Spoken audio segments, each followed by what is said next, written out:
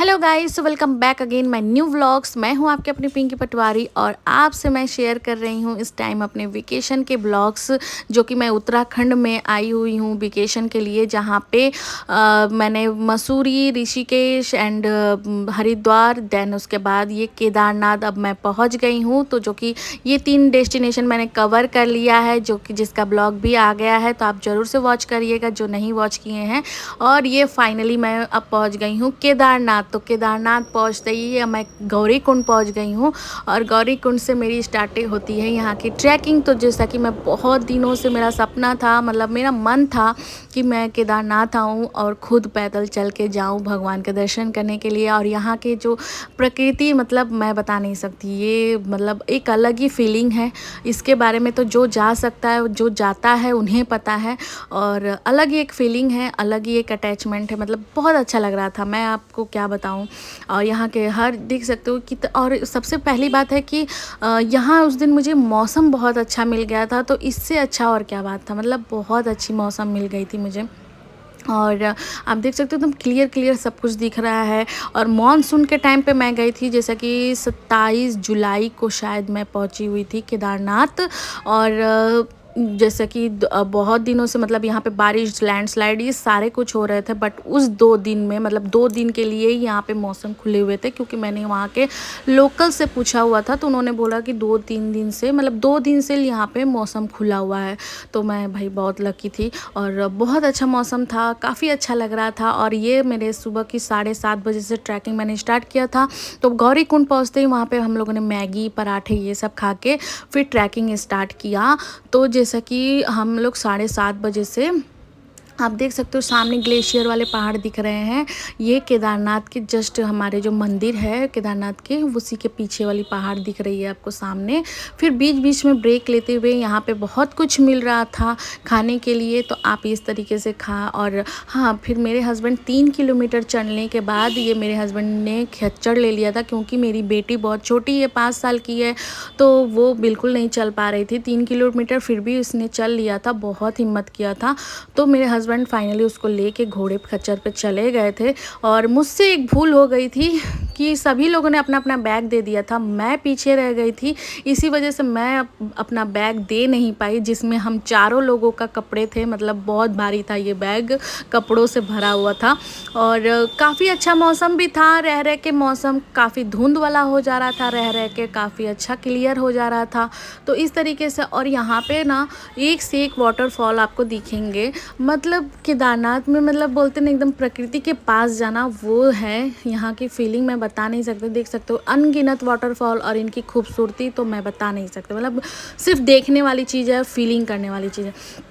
और हम लोग, मतलब जैसे कि मैं बता रही हूँ ना कि रह रह के बारिश हो रही थी, रह रह के ऐसा मतलब मौसम बन जा रहा था। तो हम लोग धीरे धीरे करके पहुँच रहे थे रामबाड़ा की तरफ। फिर रामबाड़ा हम लोग पहुँचे करीब करीब 4 बजे। बहुत धीरे धीरे मैं चल रही थी, क्योंकि एक तो मेरा वेट था, ऊपर से मेरे बैग का वेट था। फिर यहाँ पे हम लोगों ने खाया, थोड़ा सा ब्रेक लेके रामबाड़ा में पराठे खाएं वहाँ। फिर से मैं चलने लगी। 4-5 बजे के करीब करीब मैं यहाँ पे पहुँची रामबाड़ा के आगे, शायद कोई मतलब एक स्टेज जगह था वहाँ पे। तो यहाँ के बाद मेरी हिम्मत ही नहीं हो पा रही थी, फिर मैंने यहाँ से खच्चर ले लिया था। बट मेरी मम्मी और मेरी सिस्टर ने उन्होंने नहीं लिया था। वो लोग 11 बजे तक ट्रैकिंग किए, रात के 11 बजे तक वो लोग पहुँचे होटल तक।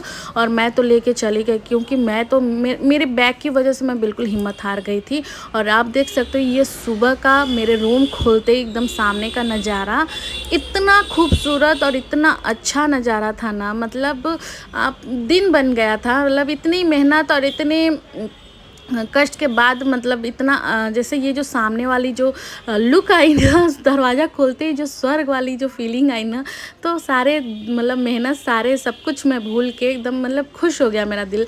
और फाइनली हम लोग तैयार व्यार होके सुबह के टाइम पे बिल्कुल चलने की हिम्मत नहीं थी पैरों में, एकदम मतलब पैर एकदम दर्द के मारे, मतलब मैं बता नहीं सकती इतना दर्द था सभी के पैरों में और सबकी हालत ख़राब थी। फिर भी सुबह सुबह यहाँ पे नहा धो के हम लोग बस जस्ट देख सकते हो होटल से निकलते ही सामने मंदिर है, और तो ये हम लोग होटल से निकले और यहाँ पे मंदिर, तो यहाँ सारे पुजारी लोग पूजा वूजा करके जा रहे हैं। 8-9 बज रहे थे, ये नेक्स्ट डे का है। तो सुबह अभी हम लोग मतलब हम लोग कोई अनप्लैंड ये ट्रिप था, मतलब कोई प्लानिंग नहीं थी इस ट्रिप की। केदारनाथ तो बिल्कुल नहीं था मेरे लिस्ट में था नैनीताल। बट हम लोग को ये था कि अगर बाई चांसली अगर हमें मौसम अच्छा मिला या फिर जो ट्रैवल एजेंसी वाले अगर अलाउ किए तो हम लोग जाएंगे, रजिस्ट्रेशन हुआ तो हम लोग जाएंगे। लेकिन भगवान की बोलते हैं ना, भगवान की मर्जी जिसमें होती है वही चीज़ होता है। तो भगवान की मर्जी थी कि हम लोग मतलब मेरी पूरी फैमिली थी, मेरे मम्मी पापा, मेरे हस्बैंड, मेरे बच्चे, मेरी सिस्टर, मतलब हमारी जो फैमिली थी। इसीलिए भगवान ने कहा कि चलो अपनी फैमिली को लेके आए हो तो दर्शन ही कर लो। तो इसीलिए हम लोग हो सके पहुंच गए थे। मौसम भी अच्छा था, ट्रैवल एजेंसी वाले ने भी अलाउ कर दिया था, रजिस्ट्रेशन तुरंत हुआ हमारा। तो मैं आपको सारा बताऊंगी कि हमारा कितना खर्चा आया केदारनाथ के लिए।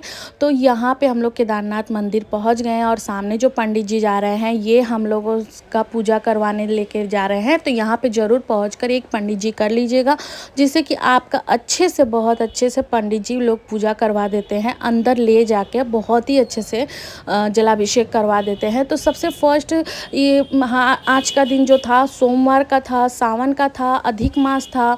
तो बहुत ज़्यादा अच्छा लग रहा था, एक अलग ही पॉजिटिव फीलिंग आ रही थी और सबकी सुबह सुबह पूजा हो गई थी।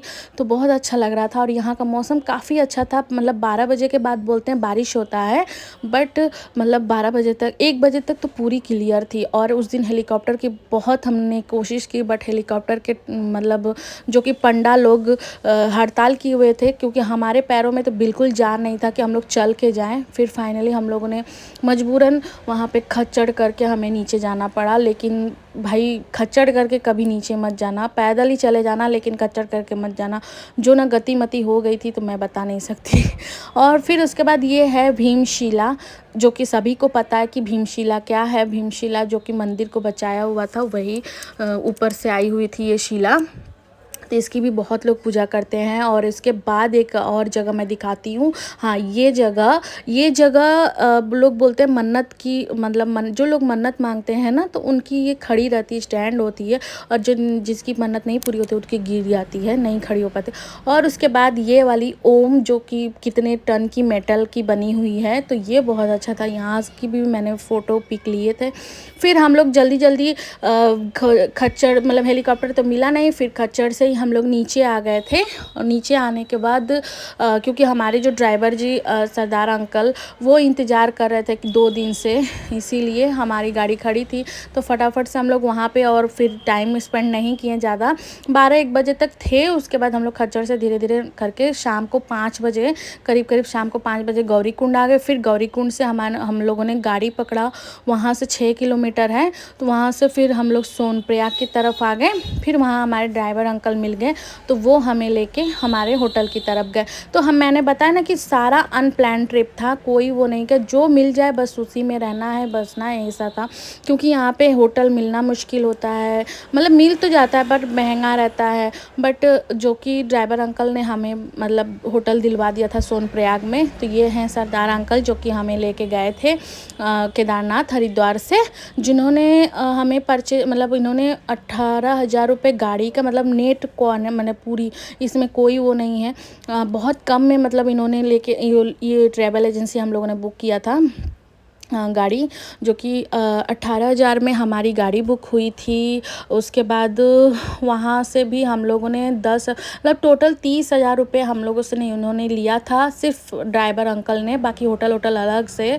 तो ड्राइवर अंकल ने लिया था 30,000 करीब बद्रीनाथ और केदारनाथ का दर्शन करवाने के लिए गाड़ी से। और उसके बाद ये होटल वालों ने 2-2 हज़ार करके एक रूम का परचेज किया था। तो हम लोगों ने यहाँ पे शाम हो गई तो शाम को पहुँचे हुए थे। फिर रात में खाना खाना डिनर किया, बहुत अच्छा खाना, मतलब बिल्कुल तुरंत बनाकर गैस पर से ही रोटी खाना सब दे रहे थे। तो अच्छा लग रहा था, घर का खाना मतलब बिल्कुल फ़ील हो रहा था कि घर का ही खाना खा रहे हैं। और यहाँ तक केदारनाथ का ट्रिप यहीं पर मैं समाप्त करती हूँ। बाकी आपको देख के अगर ब्लॉग अच्छा लगे तो प्लीज़ लाइक एंड सब्सक्राइब कर दीजिएगा और मेरे साथ बने रहेगा। नेक्स्ट ब्लॉग बद्रीनाथ का आने वाला है। तो बाय बाय, मिलती हूँ मैं नेक्स्ट ब्लॉग में।